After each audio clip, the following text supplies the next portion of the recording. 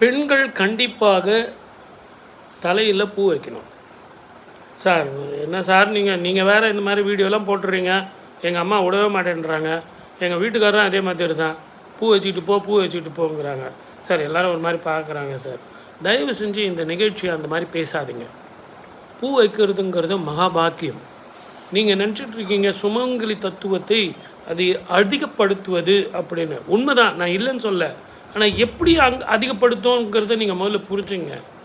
உங்களுக்கு பின்னாடி இந்த சிறு மூளையில் இந்த கூந்தலில் பெண்களை பூ வச்சுக்கோங்கன்னு சொல்லுவோம். ஆதி காலத்தில் ஆண்கள் கூட பூ வச்சுக்கிட்டாங்க. ஆனால் இப்போ பெண்கள் மட்டுமே வைக்கிறோம். இப்போ பெண்களும் வைக்கிறது இல்லை. அதில் வாசனை இல்லாத நிறமுள்ள பூக்களை மட்டும் பிரயோஜனம் இல்லை. வாசனை உள்ள பூக்கள், ரோஜா, மல்லி, இருவாட்சி, அந்த மாதிரி பூக்களை நீங்கள் வச்சுக்கணும். இது எதற்காக வைக்க சொல்கிறோன்னா, உங்களது பின் மண்டையிலேயே இந்த பூ இருந்துக்கிட்டு இருக்கா, இது இப்படி அசையும் போது காற்றுப்பட்டு நீங்கள் அதை நுகரும்போது அந்த நறுமணம், அந்த அரோமா தெரபி உங்கள் மூளைக்கு இதமான ஒரு வாசனையும் சுகந்தமான வாழ்க்கையும் கொடுக்குது. எவ்வளவு தான் நீங்கள் கோபமாக இருந்தாலும் அந்த மல்லிகைப்பூ வாசத்தை கொஞ்சம் முகந்து பாருங்கள், அந்த கோபம் போயிட்டு மல்லிகைப்பூ மாதிரியே சிரிக்க ஆரம்பிச்சிடுவீங்க.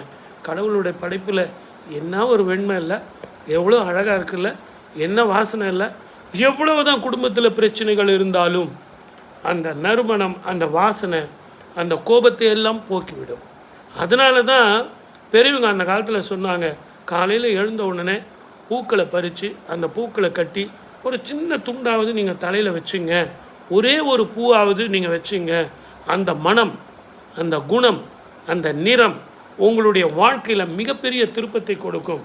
எவ்வளவு தான் நீங்கள் கோபமாக இருந்தாலும், கணவர் உங்களை திட்டினாலும், இல்லை பணப்பிரச்சனை, மனப்பிரச்சனை, கிரகங்கள் பிரச்சனை அப்படின்னு இருந்தாலும், பிள்ளைகளால் உங்களுக்கு பிரச்சனைகள் இருந்தாலும், அந்த நறுமணமாகப்பட்டது தெளிவான சிந்தனையும் தெளிவான முடிவையும் எடுக்கக்கூடிய ஆரோக்கியத்தை கொடுத்துருவான்.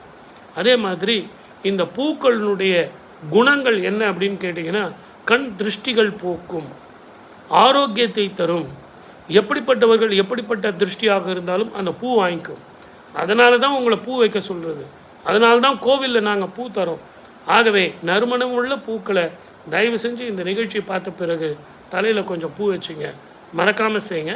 இப்போ நீங்கள் செய்ய வேண்டியது சப்ஸ்கிரைப் பண்ணுங்கள், ஷேர் பண்ணுங்கள், கமெண்ட் பண்ணுங்கள்.